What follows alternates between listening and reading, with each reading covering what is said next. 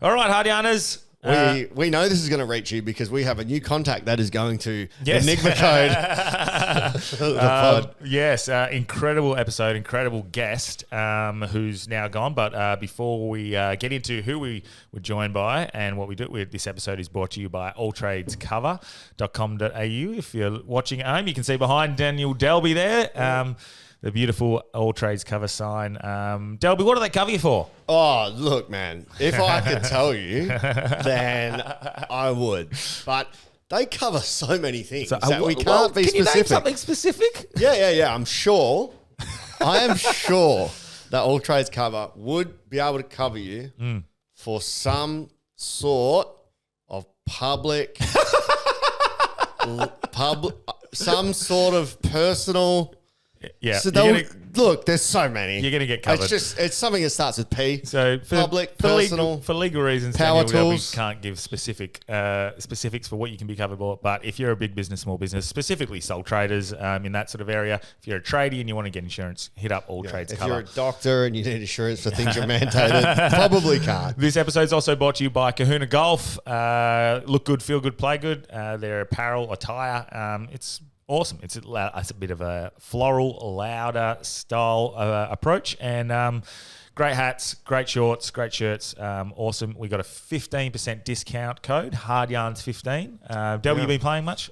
Well, I've had a broken foot, but I did play with Jarks was the last time, so I'm due a game soon. We'll play over the weekend. But and we should check for our international listeners, the Kahuna Golf. Yeah, they go internationally. Yes, they do. Oh, beautiful. Well, we're going to have a bunch of international listeners here today. Yes. So get onto Kahuna Golf. Support a local Australian Perth business. 100%. This episode is finally also brought to you by Goat. Greatest of all tapes. Medically approved in blind placebo trials. We've got the allegedly. We've not proven. We've got the Goat tape. They go across the nose. We've also got the mouth tape, and it's good for your breathing. I use it when I'm running, and I notice how much more easier it is to breathe. It gets a bit more oxygen going through. I use the mouth tape when we discuss words that start with V and C. Yeah, so the mouth tape is obviously that's great specifically for snoring at night, because it suffocates your husband and you don't have one in the morning. But get around them. We don't have a discount code, but what we do is a reference code that gives us a kickback. So if you want to support the pod and you are going to get something like nose tape, get on Goat. I think it's the Goat Co. I think it's .com.au or double check. And something we should know as a sponsor. Yep. And you head to them and then the code put in yarn and you will get a kickback towards YARN. Perfect. Well done, Delby. Nice. But today we were joined by Dr. Peter McCullough, one of the most published physicians in history. I think he is the most published physician in history in his field of cardiology. It's the goatco.au. It is the goatco.au. Yeah. Good work. We were joined by, he's left now, but because it's we got up 5 a.m. for this one. Yep, he was in Dallas, Texas. It was an awesome chat. Do you remember what we chatted about? Yeah, so he talked a lot about the S protein and its damage, but then also what's actually occurred with the rollout of the words that we can't say. Mm-hmm. Some of the reasoning behind why it's been swept under the rug, the initial fear response, and there's almost a trifecta of 3 things that occurred. A little bit of World Health Organization, World Economic Forum. And the misinformation bill at the end and its impacts on discourse. So, fuck, mate. Such an opportunity. So good. Good to see the pod getting on the likes of someone who's been on Tucker Carlson and Rogan, which is pretty fucking cool. Thank you so much for everyone's support. I hope you enjoyed the episode. And if you're a new listener coming from Dr. McCullough's audience, hopefully you go back and listen to some of our other episodes, depending on what you're interested in. But there is a ton of variety for you guys. So we do speak about today's topics quite a bit, but there's also awesome guests. I recommend starting with Alan Roberts. I think it's episode 92 or 97 as a little bit of a different adventure. And then John Elliott's one, and work your way up from there. You have discovered a hidden gold mine of absolute Australian gold. 100%. We are the censorship state in Australia, and we are a guinea pig for the world. So you get a good idea of what's going on here. You know what's coming for you if you're in the US. But Let's get to the episode. Thanks so much for Dr. Peter McCullough for joining us, and let's get hard. Let's get hard. Welcome to Hard Yarns Podcast. I am fucking fat. Anything Chris White says, please disregard it. 5D is actually a state of being. It's a unity consciousness. That was Hard Yarns with me, Frankie Rose. So I'm going to throw it over to your co-host, Daniel Delby. And Cameron Branch. I would do this and then I'd gong. Free in attendance for the millions listening at home. Let's get hard. Yeah. All right. Well, thank you so much for joining us, mate. Really appreciate your time. Just for anyone who's been living under a rock for the last couple of years, maybe give a brief description of who you are and what your credentials are. And living under a mandate for the last couple of years. Yeah. Living in an Australian lockdown house for the last few years. I'm Dr. Peter McCullough. I'm in practice as an internist and cardiologist. I'm in my office right now. I'm in the Dallas-Fort Worth area in Texas in the United States. I missed a lot of you when I took my Australian tour in 2023. I hit multiple cities, but all on the eastern coast of Australia, but I enjoyed it. I had previously lectured extensively at the major medical schools in Sydney in the past, and I had presented at the Australia, New Zealand Cardiology Society. We were in Canberra at the time.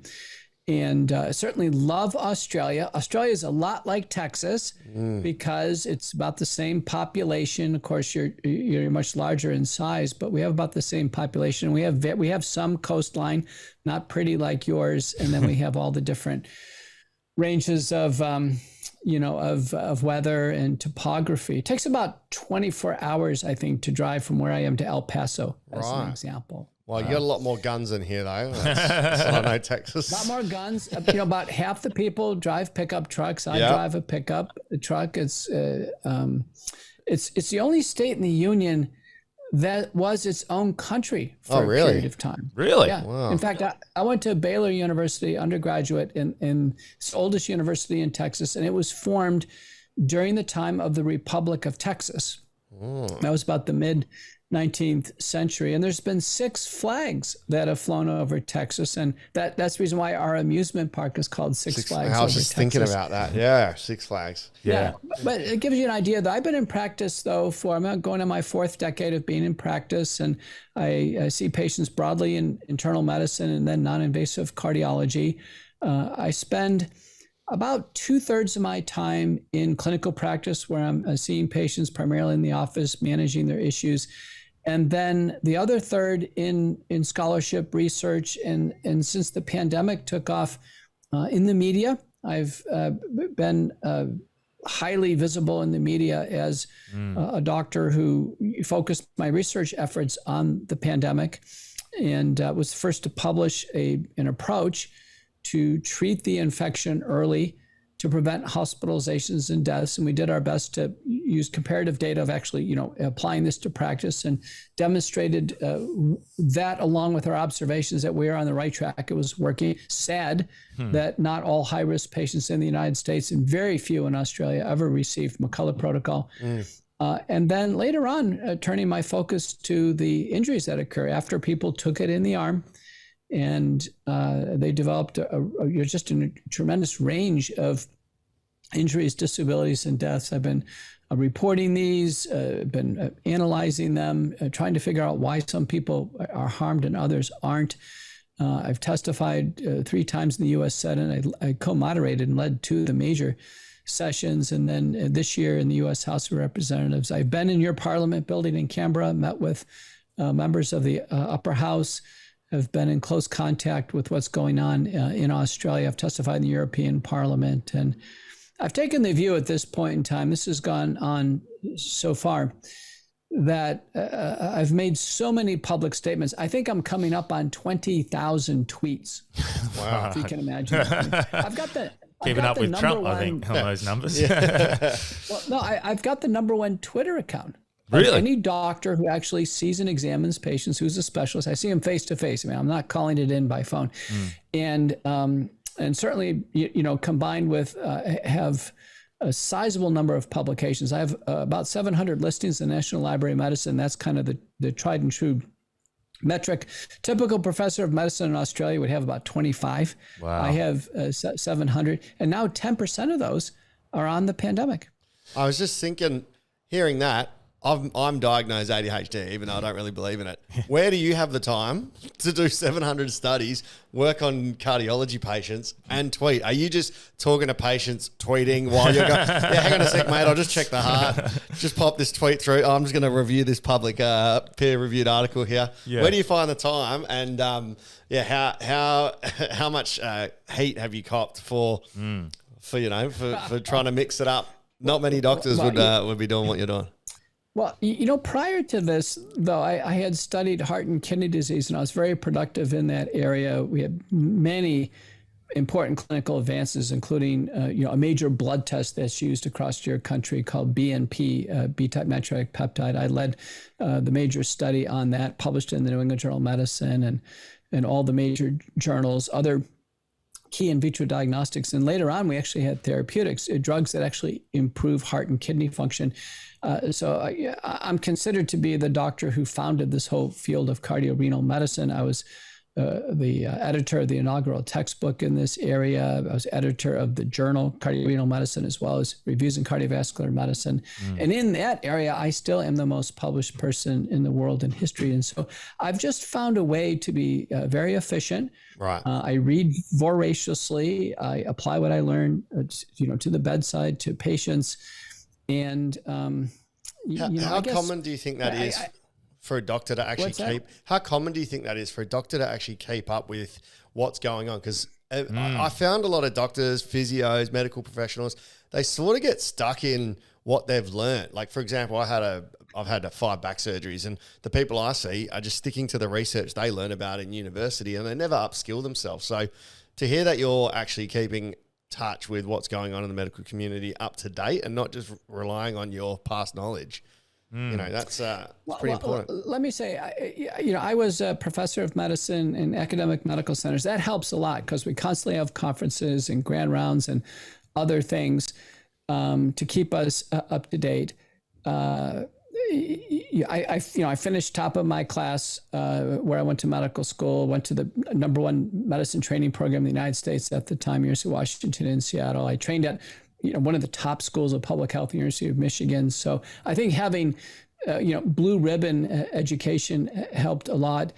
And I guess what I'd say is that I don't have any borders between my work life and my personal life. It's just a fusion. So I do work every day. Yeah. And I do work most hours of every day. And I literally have found a way to blend that. And honestly, with electronics and social media and other forms, it does blend pretty well. I mean, between patients, as I'm managing phone calls and prescriptions, there can be something comes in. I have my own podcast, America Out Loud Talk Radio, McCullough Report, and that comes out 2 p.m. Eastern on Saturday and Sunday. And so I do my interviews during the week, and I always have an interview, always have a lot of content, probably like you guys have. Yeah. I think I've just seen into the future. This is me. Like you jam pack your days. So to be the most, to have that much publications, to finish top of your class, your opinion should therefore hold some weight to it, which is where Branchy comes in to the whole debate and the your expertise being censored and being discredited almost, or how does one of the most respected and published physicians in the world get censored on a topic that they're an expert in? Like, what does it feel like to be that person? Well, if you notice, most of the censorship is by artificial intelligence. And so far, we haven't used any of the words that AI is going to pick up. Yes, we're getting better at that. If we don't use the terms that refer to the virus, if we don't use the terms that refer to the injectable products that have caused so much harm, it's AI. It's not humans making this decision. So people, when they get censored on YouTube, for instance, or they get censored on LinkedIn, they think that there's some mean person in an office making that decision, or the Meta programs, which are Facebook and Instagram. And so what I've learned is that, it can be navigated. People know what we're talking about. They know when we tap here, what that means. And the AI, it just allows it to go through. Although I have to tell you guys, there's one podcaster who has cracked the code. Really? Yes. And you got to look him up. It's Tommy Knightley. And he's MSCS Media, and he's out of West Palm Beach. You guys actually should go on the show with Tommy. Yep. Tommy's a coder. Okay. And I've gone to his studio a few times, and we intentionally have talked about every taboo topic, and we've said the taboo words up and down, and Tommy codes it on the back end, and the AI must be listening to Scramble or something, and the AI can't figure it out. Wow. So everything I do with Tommy, if you look up MSCS Media, he has a purple background in his podcast studio. Everything I've done with Tommy stays up. In fact, I did a Substack, and I called him the Code Breaker. You remember that Star Wars? Yeah. It was the Code Breaker. Yeah. I said, Tommy's the Code Breaker, and he's daring anybody to figure out how he can fool the AI that they're running for censorship. Well, I think he just has a box that says, "I'm not a robot." And you can't click it. Yeah, but he's cracked the code. The rest of us, we're just not using the taboo words. I don't know if you saw, I was recently on Josh Trent's podcast. It's called Wellness Plus Wisdom. Yes. Yeah. Wellness Force. And it was really well done. We decided ahead of time, kind of like we just did, that we're going to make a YouTube-friendly podcast. And there we are. Wow. We're surviving and get like a zillion views because, people want to find this critical information. But getting back to the question of this idea of being discredited, do you know I've never had one of my former colleagues, chief of medicine, chief of cardiology, chief of infectious disease, no one at the FDA I've chaired data safety monitoring boards for the FDA. I've testified at the FDA. No one's called me and say, "Gosh darn it, Dr. McCullough, I disagree with you." And how frustrating is that to not have that public backing if it feels like your name's getting dragged through the mud and you've got colleagues and people that you've worked with to not come out and support you? Is that disheartening? Is that like? It's interesting. The academic institutions very early on adopted some party lines that they all uniformly accepted all over the world. This is interesting. So it was masking. So I wore a mask in an academic medical center for like 3 years continuously. Okay. Social distancing, couldn't have meetings in conference rooms. They reverse ventilation, all this excessive testing, all that rolled out uniformly all over the world. And recently I had on my show, you guys need to have her on, Lisa Myron from Toronto. Okay. And Lisa has basically exposed, it's in the open, but she's made it clear to us that it exists, that the World Health Organization is calling the shots, WHO, and they use what's called national focal points. And she identified the national focal point in the United States is called the Pan American Health Organization, PAHO, in Washington. And they set out coordinated messages and guidance that was infiltrated immediately, or disseminated, I should say, in every single country. Wow. That's the reason why it was all uniform. And one of the key parts of this coordination is early on, no treatment for COVID. Yeah, None. no early treatment, Right, early treatment. Right. So what was your McCullough is that what led to the McCullough protocol, or was yours already out?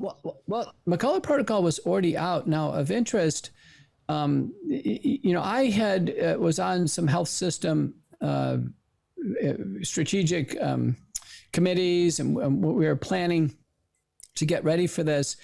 And early on, every single conference call was, well, how many masks do we have? How many gowns? Reverse ventilation rooms, ICU rooms, how many ventilators? And we got to a point, I said, wait a minute, most of this is actually just trying to protect ourselves. Well, what are we going to do for the patients? How are we going to keep grandmother out of the hospital and survive this? And no one responded. No one responded.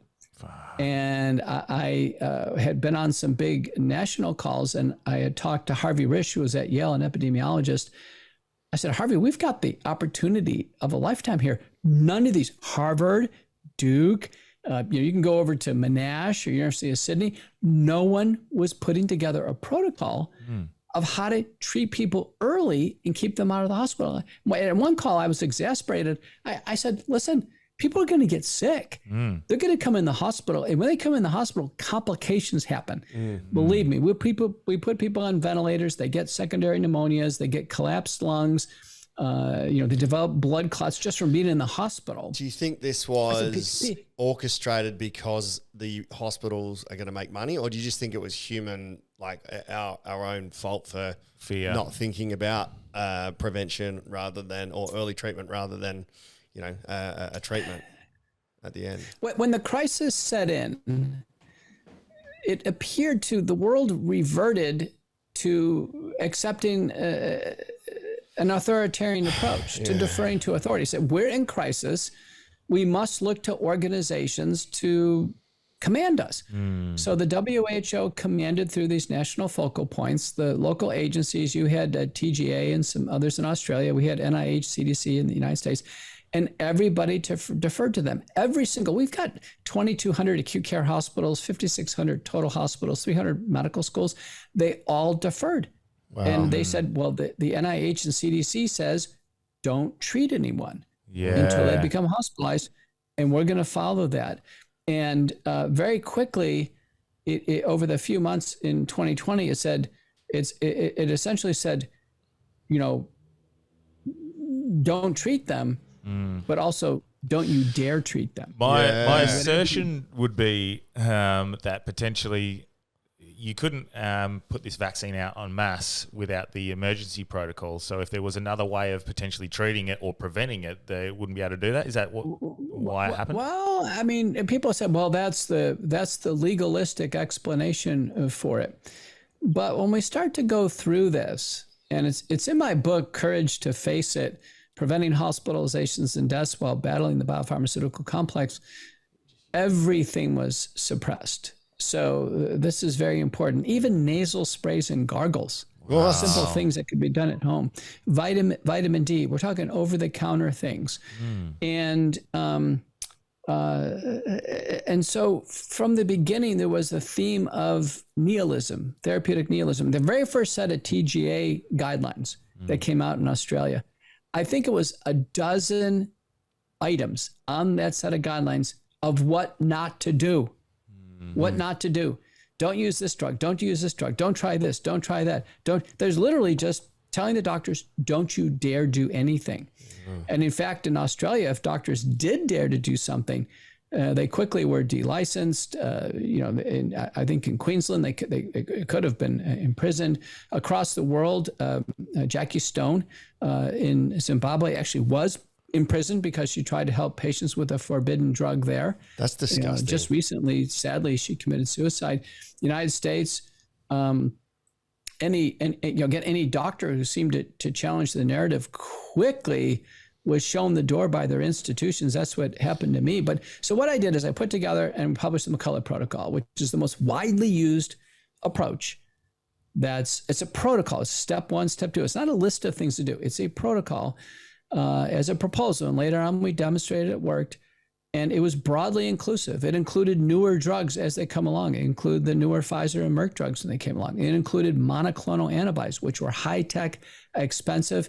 And by the way, the monoclonal antibodies were EUA approved and were safe and effective to help prevent hospitalizations and deaths. So that couldn't have been the reason. It couldn't have been a legalistic reason why everything was suppressed. Now, the monoclonal antibodies, one by one, were quickly taken off the market before we could even get to use them.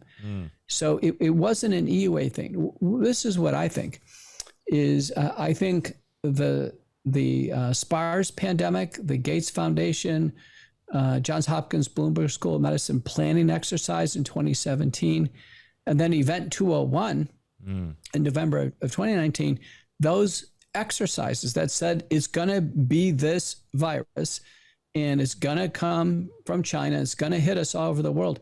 I think those are worthy of examination because they both said there's going to be created confusion over drugs. And in fact, I'd go so far as saying suppression of treatment in order to railroad mass administration of the products in the arm all over the world. The aspiration was from the very beginning, create a pandemic so we can actually mass administer products all over the world in the arm. And profit from that? In January of 2024, just 2 days before I testified in the U.S. House of Representatives, Anthony Fauci was there.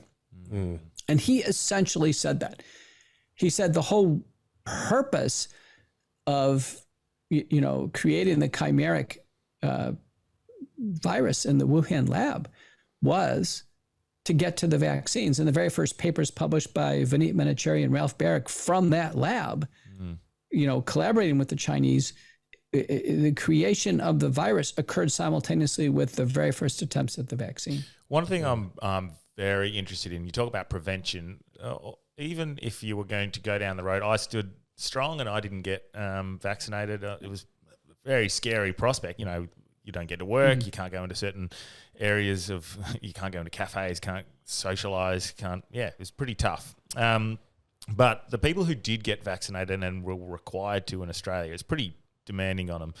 I was interested as to why you thought potentially there wasn't things like genetic testing as a predisposition to make sure that people aren't, like for my mother, for example, she had a genetic predisposition that she was more likely to get blood clots. And then she didn't know this. She had the AstraZeneca and then ended up spending 12 to 13 months in hospital, 2 surgeries, nearly died twice. Blood clots? Yeah, blood clots in the lungs and the stomach. And it was a traumatic experience. But had we been told, or had, I guess, and not just my mum, a lot of people around the world, we were mandated to have the vaccine, but not mandated to have the genetic testing. Do you think that's something that should have been put in place regardless of what other sort of issues we're seeing and injuries we're seeing post? You're not going to use the code words? No. Well, there should have been some thought at the very beginning about susceptibility to side effects. So an internal slide, US CDC, NIH, FDA slide, October of 2020. And I still have this slide on my computer. I can send it to you. The slide said, these are the expected complications. Myocarditis, blood clots, Guillain-Barré syndrome, small fiber neuropathy, autoimmune conditions. So it was expected that these were going to happen. So if that's the case, and the other thing that was really clear by the time they were rolled out in the United States and shortly afterwards in Australia, December 10th, 2020, we already understood risk stratification. We knew some people were at negligible risk of the infection and others were at high risk. Yeah, and that makes sense. Like I didn't get it because I didn't need it. That was my... me neither. And plus, I already had the illness. Now, in the United States in 2020, roughly 30% of the population, that's me, had it before they even came out. Now, so I knew I didn't need it because, I was excluded from the original trials. There have never been any compelling evidence that once you have it, you should take it in the arm for some other additional benefit. Now, in Australia, it's different. Very few people had it before they rolled out. So most people have actually had it in the arm and then they get the infection because they don't work. Now, this issue of susceptibility turns out to be a big issue because with these products, you can imagine, let's just take blood clots. If someone has already had a blood clot or a genetic predisposition to blood clot, and the S protein, which is produced by these products, is known to cause blood clotting, which it is. So now we're going to take a product that's the genetic code for the S protein, and the S protein is going to really stimulate blood clots. Wow. This was known ahead of time. That's a very dangerous proposition. The same thing, let's take heart problems. if there's already a weakened heart, like I had a patient who has had prior bypass surgery, he's had heart attacks, weak heart, he has a defibrillator, but he's a consultant, he's very productive. He took one shot of these and he goes into cardiogenic shock. He's airlifted to the ICU. Wow. He's on life support and ultimately needs a heart transplant, has a stroke, infection. I mean, it's just ruined him. But then the denial that was the cause happened, as we've seen that time and time again. There's no admittance. There's no discourse. They're just like, oh, that's a coincidence every single time. And that would be so frustrating for the patient's family, the patient and the medical professions that can see this, and then they're getting censored and de-licensed for using logical and independent thought. Well, I mean, one of the big criteria and these obvious ones is temporal association, right? So people are fine. They take it in the arm. There was one of my patients in Dallas who called me distraught. She said, Dr. McCullough, my parents went to one of the centers to get it in Fair Park in Dallas. And I didn't hear from them for a couple of days. So I called and nobody picked up at home. So I was worried. I went over and they were both dead at home. Far out. Within 48 hours.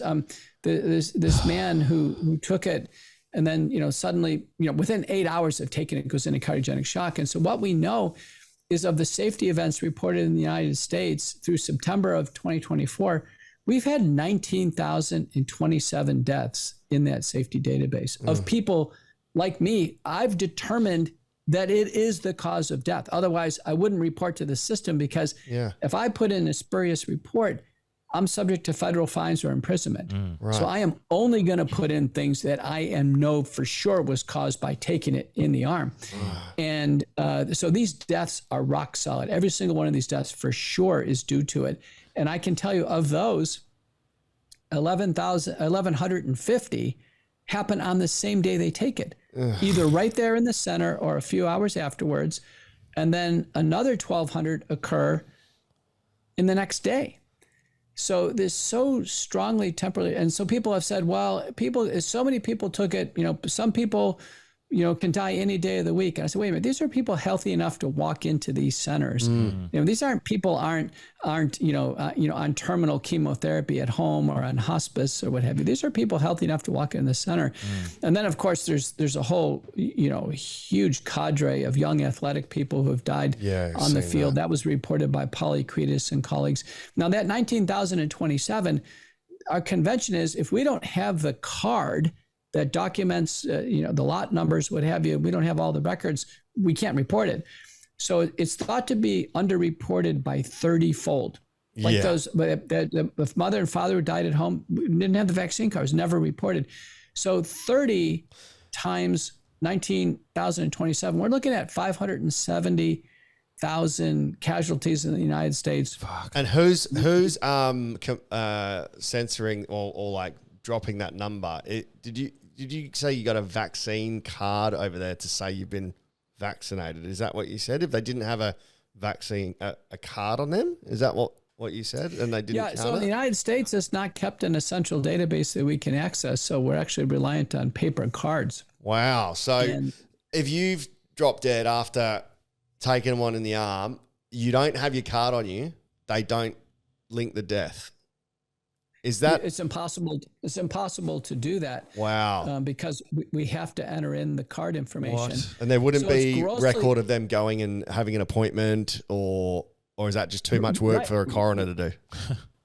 Well, yeah, the coroners are not putting this together. Wow. Someone would have to do the legwork and do this. It's nearly impossible for the individual family or patients to report. Now, there is a patient reporting system called vSafe, and it was on the cell phones, and 10 million people in the United States, elected to be research subjects and submit to it. And those data, our CDC would not release. They had to be released under court order. People had to actually file cases against the CDC. They released it. And it turns out 7.7% of people who took it in the arm got so sick afterwards, they reported on their cell phone, they had to go to the emergency room or were hospitalized. Wow. Who's suppressing that data? Is that coming? Okay. Is there some sort of conspiracy? Is there some sort of joint effort between companies that are standing to profit, that are suppressing it? Why and how? Yeah, well, it's the companies are actively suppressing it. So let's take Pfizer as an example. Pfizer has a 90-day safety dossier worldwide. They're supposed to release it after 90 days. They refuse to release it. Again, interest groups got worried that something's going wrong. And so Pfizer was taken to court, and under court order, Pfizer was ordered to release the information. Now, the FDA stepped in and said, no, we want to block this for 55 years. So both Pfizer and the FDA actively tried to block this information. Naomi Wolf has published a whole series of monographs on this, giving the Pfizer data. But Pfizer knew about 1,223 deaths within 90 days of release of their product. I mean, people were dying and desperately reporting it to Pfizer. So both the companies and the government agencies suppress it. Our CDC actually has the data system data, and there's a public overlay called OpenVAERS that we use to access it. That's how, I have the data so handy. But our CDC refuses to review these deaths. On several occasions, they said none of the deaths were related to product. None. Whereas but we have prior to that time, it was used as a measurement tool for them to see what's going on with like flu vaccinations and whatnot. Is that right? Well, that's true. So half the country takes various products in the arm, and most. I'm in healthcare. I had to take influenza every year. So I mean, it's like that's a ton of people. Yeah. And the total number of deaths in any given year reported to this huge system is about 150. Oh, wow. So what's acceptable risk? What's acceptable risk for number of deaths in relation? Like we've said, there was 1,233. Is there an acceptable risk when it's when a product's released? Well, I've been in charge of data safety monitoring boards, and I've actually been involved in early termination of drug products. And I can tell you 5, 10, 15, no more than 50. Right. 50 would be intolerable. Like, it's got to get off the market. Wow. That's like a safety recall on a car. How many cars are you going to let blow up before you fix the So 1,123, that's like 22-fold of an acceptable risk. And then denying that is the cause. That would just be like somebody having a heroin, shooting up heroin, dying, and then they're going, oh, nah, that wasn't a heroin. That was some other cause from 6 hours before. Right. Well, we get to the autopsy. So finally, the autopsies started coming in. And the autopsies initially were very interesting, is that people would take it, they would die, the families would be upset, and they get an autopsy. And then the autopsy would show an obvious problem that the products caused, like a huge blood clot that just killed them. And the autopsies would conclude they died of a blood clot, but it wasn't due to taking it in the arm. So it just, the papers were denying it. So ultimately what happened is there was over 300 autopsies finally published. So we got an independent review panel together. We reviewed all of them. And the answer was, of all the deaths that have had autopsies so far, 73.9% were directly due to taking it. I mean, obvious things. Why would the coroners say that it wasn't? Is there some kind of collusion or like, it seems like a widespread, I'm playing devil's advocate here. If it was so widespread, people would say that's too hard to get these people to orchestrate together and come up with this, deniable, maybe we are the ones that are incorrect on our findings. What's the explanation there? The explanation is it goes back to the origins of these products, 300 years ago. And this whole idea of trying to enhance the body's immunity through this biotechnology, and originally was with smallpox, and it went on and on.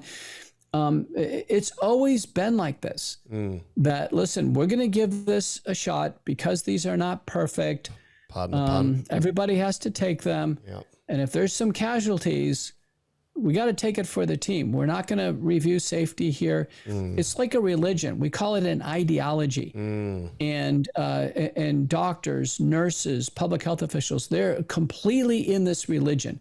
And when you're in this, and it doesn't apply to any other drugs or products, but just this set of products.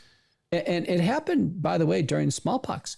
Smallpox in the early 19th century, the products could not have been sterile. Yeah. They couldn't have been safe. I mean, they were collected off they were doing human to human inoculation. They were taking lymph from horses and cows. There's no way it could be sterile. So people died of taking these. They got secondary staph infections, strep, syphilis, tetanus. It got so bad in the UK, where there was a town, Leicester, England, that they actually said, we're not taking them. We're banning use of these products. And they kept track of their rates. And it led to the Anti-V League in the UK. I mean, you can look this up, where people said this is horrific. Parents were put in jail if their kids didn't take these. The military came out and forced this into people. Wow. So there's a history of doing this. Well, we've seen recently, even here in Australia, we've had a local government decide not to use and spread it. I don't know if you're across this. Port Hedland have pushed to ban the use of taking it in the arm. There we go. I'm using the terminology. They've pushed to ban this because of potential contaminated DNA. Are you across this and what's happening with that? Yeah, I watched that, and that's exactly what happened with smallpox. It was just one city, and of course they demonstrated it was perfectly fine not to take it. By the way, all these illnesses, smallpox, measles, polio, diphtheria, pertussis, they were all going away or gone before the products ever came out. Sounds familiar. So you know. Yeah. So it was all sanitation. You know how most of these spread? The kids were sleeping in straw and bed sheets that weren't washed. People living in squalor, bad sanitation, bad water. Sounds like the streets of Los Angeles at the moment. But now with modern living, we don't even have these threats. There was an example, I think for a while, Sweden banned the pertussis product. They didn't have it. They didn't have any recurrence of pertussis. I mean, it's not like you stop these and suddenly the disease rebounds. Yeah. So these are legacy diseases. But for this one, we'd never gotten the world so quickly to accept not only products, and they could have been live attenuated or protein-based. These were genetic. This were the genetic code for the lethal part of the virus called the S protein. And the idea is, well, we're going to insert the genetic code. There's no ability to shut it off. We don't know how long it's going to last or how much of the deadly protein is going to be produced. Wow. And it was the biggest gamble. You know, I published an op-ed in The Hill. The Hill is widely read. It's a journal. It's widely read by the House, the Senate, the White House, Washington insiders. It's still on their website today. It was called The Great Gamble of this development program. You're talking to the only public figure in the world who questioned this before they came out in writing, big time. Do you think there's no one in Australia who did? There's no one else in the health freedom community in the world who did it except for me. Do you think it's sinister, or do you think it's fear of losing your job or fear of standing out? Yeah, more so well, listen, it starts with this religion, a religious belief that these are always safe and effective. By the way, they're always safe and effective. Smallpox, right? And no matter what horrors happen, they are always portrayed. And by the way, the doctors take them and the nurses take them. If the doctors go down, again, no one seems to mind. I think Canada's at 180 doctors who went down, very carefully chronicled, and nobody seems to care. So the central piece of this is that it is a religious belief. So if you and I go in there into a crowd of people and say, listen, you know, we're going to talk against your religious beliefs, we're thrown out, we're fired, we're deplatformed. And then the other feeders to this were fear. Initially, people are saying, listen, I'm so fearful, I got to take it, whatever. So fear, bought into this religious belief. And then also money, big time. Yeah. I add a third component, and that is, if you dare go against this religion, you're gone. You're gone. If you're in healthcare, you will be fired and you'll never be employed again. When you put in fear, reprisal, and money, drop, into this central religion, the religion of V, the V religion, it is a freight train. And that's exactly what happened. Yeah. I've never understood that, why people just buy into it. I guess it reflects their own potential risks they've taken themselves, maybe, and then they don't want to be wrong. You have you want that acceptance and belonging in a community. So when you stand out, you're left alone. And historically, if you're on your own, you die. Yeah. So it's like herd mentality. What are we seeing that's happening at the moment now? We see trends, some pretty obvious trends post getting it in the arm. What are we seeing at the moment, like current day, that's pretty concerning to you? Well, I'll just tell you my day in the office. I had a guy today from Austin who drove up. He took 2 of them in the arm in 2021. Subsequently, he got the infection because they don't work. So, and then slowly took a month, probably, a year or 2, trouble breathing, didn't feel so well, an occasional cough at night, used to be very fit. Now this guy's a CEO. He started companies, he was in great shape his whole life. I want to say he was probably 50. And I look at his EKG. It's grossly abnormal. Left bundle branch block with left axis deviation. I mean, grossly abnormal. I do an ultrasound on his heart, and a normal heart should be squeezing like this. His heart was doing this. His heart was massively damaged. We use a term called the left ventricular ejection fraction. That's the amount of blood that the heart can beat out with each beat of the heart, eject out. Normal is 55 to 75% of the blood pool is ejected. His was 25%. Wow. And the heart was markedly dilated. It was nauseating. And when I showed him on the screen his heart, this guy almost puked. He goes, I can't believe it. And I said, yeah, it did it to you. It's called subclinical myopericarditis. And let me tell you, when the ejection fraction is below 35%, the risk of cardiac arrest skyrockets. So this guy was probably the next guy who at some point in time is just going to be found dead. Well, they'll put that down to stress from being a CEO. That's the only logical conclusion that the coroner could make. Well, thank God he saw me. So, what do? Well, we get genetic testing for predisposition. Now, it's my experience with the myocarditis and the blood clots that about half of people have a genetic predisposition. Okay, and I do genetic testing. We got a great company we work with. That's a swab from the mouth. We do blood tests to see his antibody levels against the S protein, blood tests to look for markers of heart damage. Okay. He has to go on heart failure medications. So he went on a drug called Carvedilol, Entresto, another one called Vercuvo. He had to go on one for heart inflammation called colchicine. So now we're talking 4 prescription drugs. And then he needs to detoxify from the S protein, and that's McCullough protocol, base S protein detoxification. And that involves 3 natural products, nattokinase, bromelain, and curcumin. So this guy walked in taking no medicines, and he walked out saying, listen, he's got to take these. Now, what's the purpose of doing this? We should be able to, and it's my experience, that we can restore his heart all the way back to normal. So it's very possible, and the drugs are powerful in doing that. But I told him it may take a couple years. And this is the thing, like not painting everything with the same brush. Like just because the pharmaceutical industry seems to be corrupt doesn't mean there's not good drugs. Yeah, incredible. That's what I was just thinking. You've treated him with 4 drugs that potentially, like, they could be safe and effective or side effects.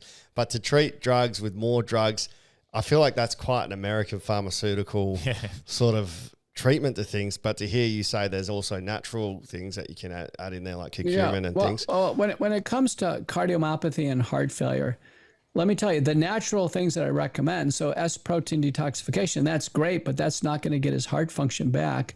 Now, once I start the detoxification, and plus 1 prescription drug, colchicine, which is derived from a natural product, by the way, it's derived from the petals of a flower. That combination there, I've never had a cardiac arrest once we start that. So I know once I had him on that, after a couple of weeks, we can be reassured no cardiac arrest. But, otherwise, he's going to be destined to be heart failure. He's not going to live to 80 years old. He has to get recovery of his heart pumping function. Additionally, I recommended coenzyme Q10 at a high dose, 800 milligrams, L-carnitine at 500 milligrams, selenium at 200 micrograms. So there's some supplements we can do, but we do need prescription drugs. There's no doubt about it. Now, fortunately, carvedilol is a $3 drug. So it's not. Be careful if you say it's cheap. Some company might buy that and jack the prices. Be careful. No, it's already had its run as a branded drug. Right. The other drug is Entresto. That's by Novartis. That still is branded, but shortly going to be generic. Now these are proven, safe, effective. They save lives. I mean, this is not a controversial thing. They've been out for. Carvedilol has been out for a couple decades, Entresto probably nearly 20 years now. And the last one is Vercuvo. It's a Merck product. It has, in my experience, a great safety track record, no side effects that I can discern. And it's a great combination. We used to use more toxic drugs, hydralazine being one, and we don't have to do that anymore. But he's going to need these to recover heart pumping function. I mean, that's what we're talking about. People get sick with heart failure, emphysema, liver failure, cancer. I mean, we kind of get beyond the range of what the nutraceuticals are. Now, if I get two young, healthy guys like you, yeah, you can go a long way on diet, exercise, supplements, and maybe both of you can go live to age 80 without ever requiring a prescription drug. Mm-hmm. But do you know how many? Do you know what percent of the population can do that? No. What's the? Well, probably we all could, but we don't. Yeah.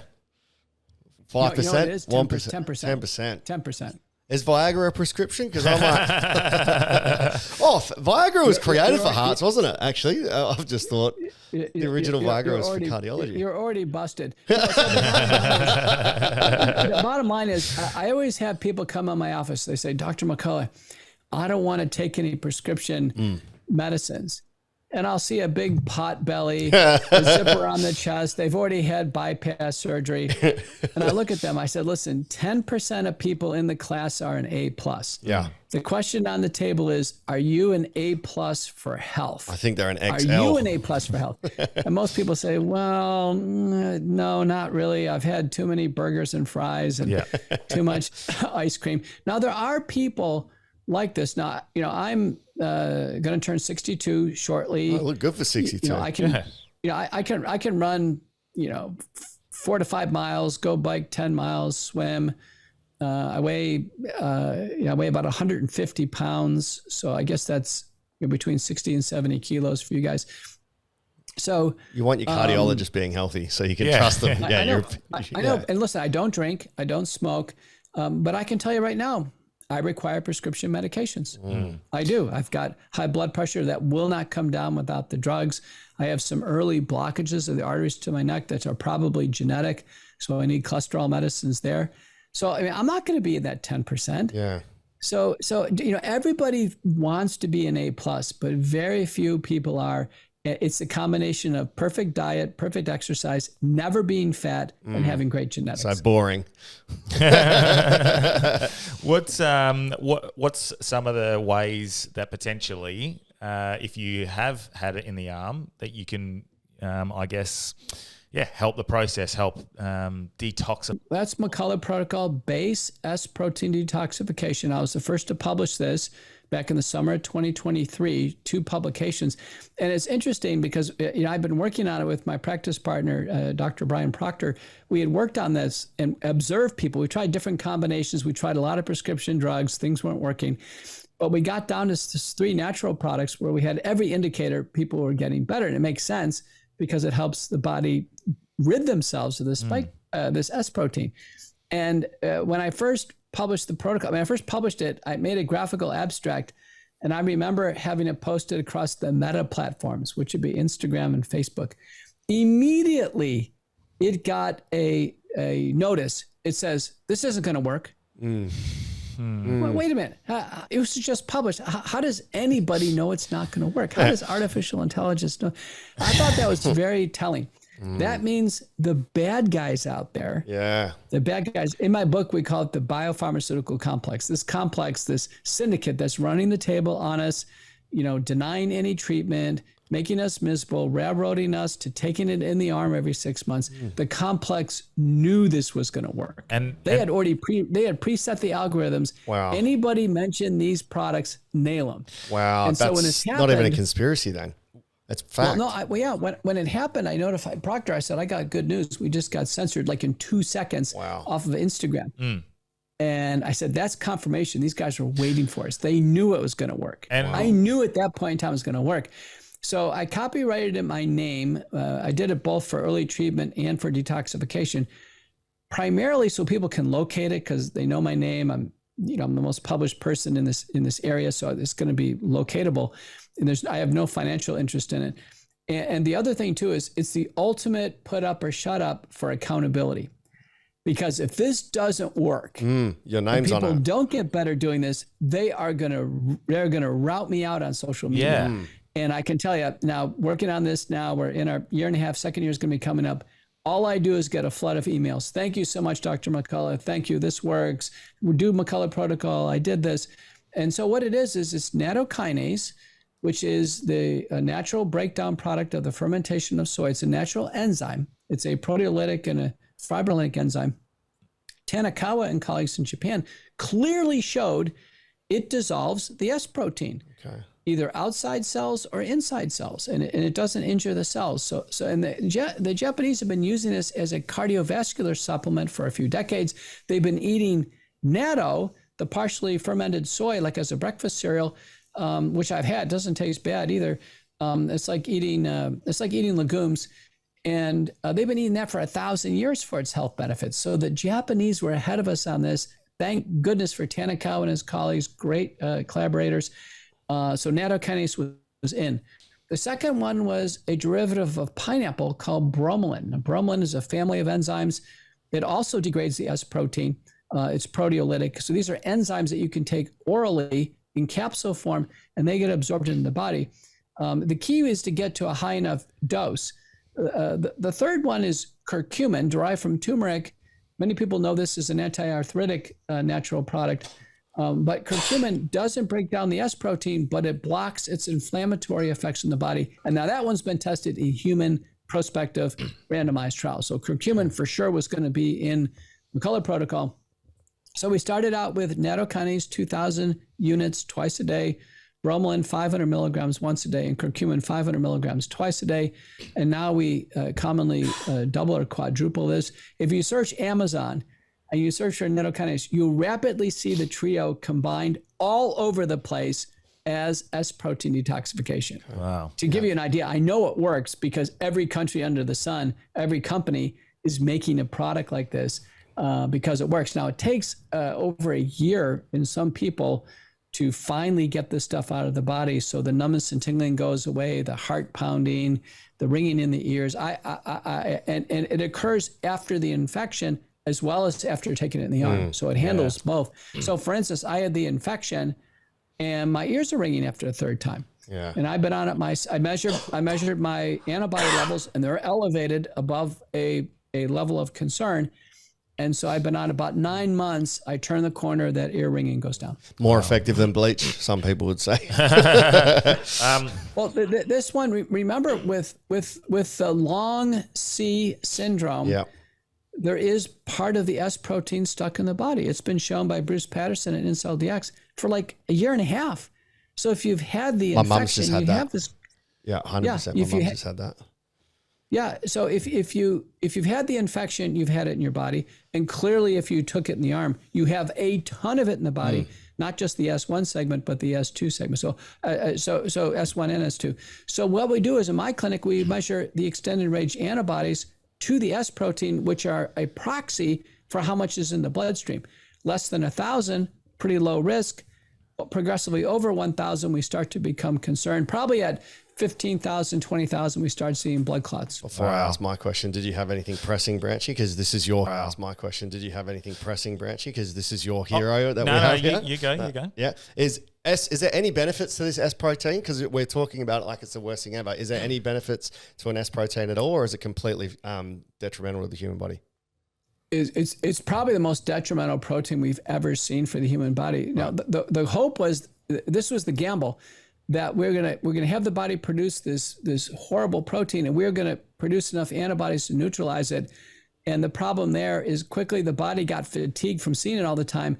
So it went from the neutralizing IgG1, IgG2 antibodies to the useless IgG4 antibodies, called IgG4 subclass switching. Wow. So people have this stuff in the bloodstream. The killer protein is in the bloodstream circulating, causing damage and blood clots, making people feel bad. And is there any punishment now for, we can talk about all these problems that's been caused, and it feels like they just get away with it. Is there any recourse for, consequence? Because I know that we were mandated to have something and there was absolute no liability, which I think is disgusting on our government's behalf, to force us to have something, and then the company that provides it has absolutely no responsibility for any issues.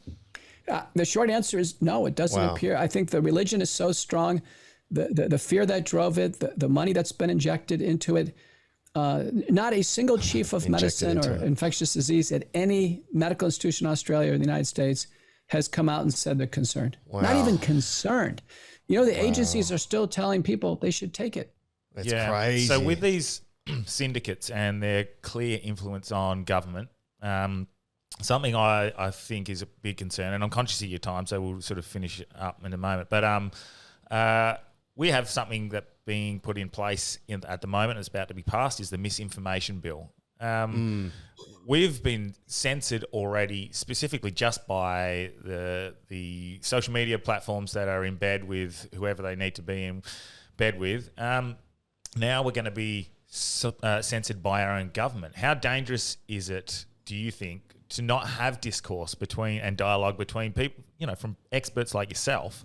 And we're going to be shut down. We specifically were censored for reading the World Health Organization's own website's definitions on the ineffectiveness of masks, where they were warning us that that's not protection enough. And then we were mandated to wear them. And by us pointing out that the World Health Organization states how ineffective they are, that got censored. Yeah. So this is, when it doesn't go with the narrative, it's pretty scary what they can do. Now we're going to have one central body, AMCA, I think it's called, the Australian Media Authority, Communications Media Authority. They're going to be able to censor anything they want. That's disgusting. How much of a danger do you think that is to a place like Australia, and then in the future in America? Because we're the guinea pigs. We're the guinea pig. It's tremendously dangerous to public health because, let's say, take these products or the next infection. Independent media is vital just for us to be able to have free conversations. If the mainstream media is either under the religion or under contractual terms with the complex or the syndicate, they're not going to give people a range of views. Remember, for any single product or surgery or intervention, there's always risks and benefits. Nothing is perfectly safe and effective. And with these products in the arm, they're only portrayed as safe and effective. In New England Journal of Medicine, every single paper concludes the benefits outweigh the risks and safe and effective. I mean, we don't have that for back pain surgery or for statins or opioids. There's always a balance. In the United States, we can advertise drugs on TV, and the drugs always have to say what it's for, and then it gives a long list of disclaimers, including death. Now, for these products in the arm, no safety warnings at all. So just take it and protect your grandmother. So they make false claims with no important safety information or without any balance. And no consequence and no amnesty. Yeah, they've got complete amnesty. It's a bit of it's like living in a twilight zone. Which is like living in 1984. I got to ask you guys, before we get off, listen, so you're going to have this misinformation bill. In the United States, New Jersey, one state, has advanced a medical misinformation bill that would broadly apply to medicine. And it says any doctor who spreads misinformation is going to be punishable by state fines or imprisonment. Now, that means any topic, chocolate's good for you, chocolate's bad for you. Wow. What is it? Yeah. What is it? No matter what, any doctor who essentially says anything could be convicted of misinformation. Yeah, and considering 60 years ago, cigarettes were recommended by 9 out of 10 doctors. Right. So I think what's going to happen for the doctors in New Jersey, I think they're essentially going to say nothing. I would be surprised if any doctor ever does a TV interview or goes on a podcast ever again. The question for you guys is, for this new misinformation bill, are you just going to close your shop? Or what are you going to do when the federal agents come knocking on your door? Yeah, it's a scary thing that we've been faced with, and we've been toying with the idea of talking in code, as we've done in this episode. But the very fact that we have to curb the way we talk, I guess censor what we want to speak about, is it's a deprivation of freedom. It's a complete. It's a complete overreach disregard of our own freedoms of speech, human rights, whatever we want. Original thought. Yeah, exactly. Discourse. And without us, they're ridding us of our own right to discern. They're dumbing us down. And without that sort of dialogue between two opposing ideas, how can we actually see what's the correct answer? Yeah, that's what we've got to work out. That's what Dr. McCullough's asked. Yeah. With the World Health Organization, which to tie it up in a nice bow, you said that the whole entire world lent to them, and we went for them for information when it shut down. Who is in charge of them, and how much weight do you give their opinion, and why did we go to the World Health Organization when clearly, as we've just pointed out, some of the things they were passing on was not correct, and we've completely shut the bed and looked to them for advice? Why would we not do independent research or trust some professionals in the field? The World Health Organization is a behemoth. It's huge. I want to say it has 8,000 employees. It has, multiple billion-dollar budget. This is a major organization. Biosecurity centers and what's called these national focal points in all the countries. You can figure out the one in Australia. Who funds the World Health Organization? They're not elected. Right. Major funding from the Gates Foundation, interrelationships with the World Economic Forum and Gavi and UNAID, U.S. Department of State. You have so many organizations. It's a tentacle. In my book, we kind of cast out how this whole syndicate works. Right. We believe the WHO is kind of the deck of this, the enterprise, and a big mechanism behind it is a World Economic Forum. They meet, every year in Davos. There's no doubt. Gates Foundation is huge, but also Rockefeller Foundation, Wellcome Trust. Because I say it's conspiracy, but it's like to hear it from somebody that's esteemed as yourself. Right. These are working organizations. And I think in our book, Courage to Face It, we nailed it sufficiently well that we had 5-star sales on Amazon for 18 months. Amazon banned it. Wow. For about 12 days. They said, it suddenly had offensive content. Oh my gosh. We said, where is it? Where's the content? And they said, so we battled. We had, there's a lot of input from the other publishers, the New York, the trade publisher. And then finally, after 12 days, Amazon said, we're wrong. Wow. And That's so frustrating. It's like this invisible benevolent force. Yeah. So we're not, let's just take these propaganda terms, misinformation, disinformation, malinformation, anti-vaxxer, anti-science, and conspiracy theorists. We have to have ways of handling them. So misinformation, disinformation, and malinformation, those are communist propaganda terms. They were used extensively in Nazi Germany. On my Substack today, my co-author John Leake points out the disinformation. That's right out of Stalinist post-World War II Eastern Europe. So those are, when people use those terms, they are trying to achieve a power dynamic over you and force their opinions on you, and they're trying to smear you. Now, anti-science, that one, there's someone at Baylor College of Medicine in Houston, and he's a relentless promoter of the religion. He says that he holds science Anybody who disagrees with him is anti-science. Well, I remember if you disagree with Anthony Fauci, you disagree with science. Like, That's right. So that's the ultimate hubris, right? Now the other one is anti-VR. Now, on that one, you say, listen, I'm not against these. I took plenty of them. I counted up how many I took in the arm of my life. It was 69. Wow. I can't be an anti-VR. But what I am is I'm now risk aware. I'm studying the risks of this, and none of these are risk-free. And then the last one is conspiracy theorist. Oh, you're a conspiracy theorist. And I give Monica Smith, she's in your country, Australian. She made a nice video out of this. If you go to rationaltheorist.com, and I'm in the movie, the little 2-minute film.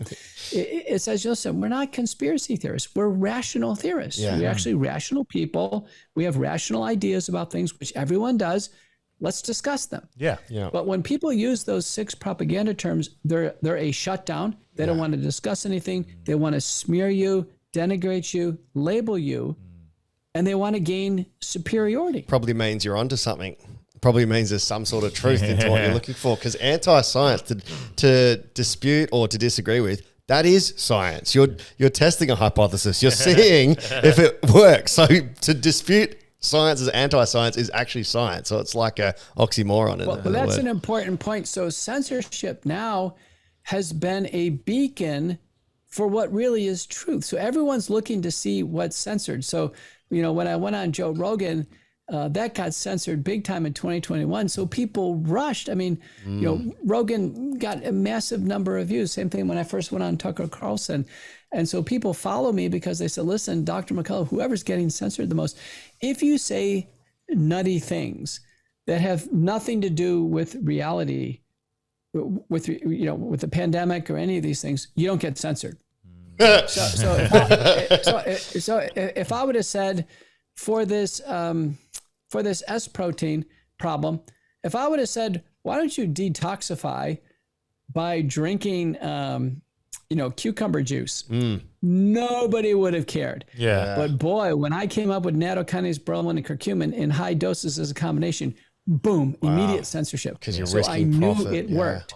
I knew it worked, right? So all the treatments that really didn't work for the acute infection, nobody censored them. Nobody cared. But when you said, vitamin D, censored. Nasal sprays and gargles, censored. The drug that starts with H and has a Q in it, that one immediately censored. Or vitamin I, IV, that drug, censored. So it's interesting that anything that really worked was, and so people started to learn the game. Well, when your profit margins are at risk, of course it's going to be shut down.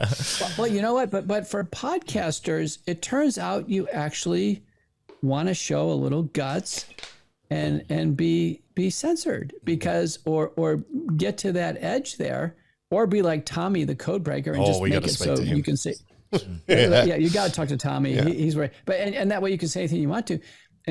Because it's not people making these decisions, it's AI. There are so many people on Instagram and Twitter and Facebook and YouTube and what have you, that there's no way they have humans reviewing this. They're running pretty complex AI schemes. In fact, it's been a proposal now that that's how the government agencies are going to run this misinformation legislation. I feel like people AI. Reckon Dr. McCullough could be AI with so many tweets, so many publishing reviews, podcasts, everything. Mate, we're certainly conscious of your time, and we really appreciate you coming on, especially considering some of the you mentioned just before Rogan, Tucker Carlson, and now the Hard Yarns podcast. We are in the Holy Trinity. No, we certainly appreciate it, and we really appreciate someone like yourself being strong in your thoughts and making sure you vocalize it. Is there anything you want to plug or anything before you go? I just want to encourage everybody to follow me, Twitter, P_McCulloughMD.com. I'm across Getter, Truth Social, and Telegram. My book, Courage to Face It, www.couragetofaceit.com. My podcast, America Out Loud Talk Radio, McCullough Report, and that'll be on the Apple iHeart Podcast Network. And then importantly, everybody listening should sign up for Courageous Discourse Substack. You get an email free. Just sign up. I've been doing it. And every day you're going to get key information, video, graphical abstracts, the updates with citations I co-write it with best-selling author John Leake. And Courageous Discourse is, as we move along, we'll have to see how Substack fares, how independent media fares. But my approach here is to be diverse. I'm across multiple platforms, having a big voice, bringing people the truth. I've never had somebody come back to me and said, Dr. McCullough, you were wrong on this. Hasn't happened so far because I'm careful and I always cite the data. Thank you so much for having me. Amazing. Mate, really appreciate it. We've just fulfilled Branchy's one of his top guests, so he's absolutely very thankful. You're a bucket list and really appreciate your time. And we'll try and get you back on in the coming year. Thank you. Amazing. Thank you. Legend.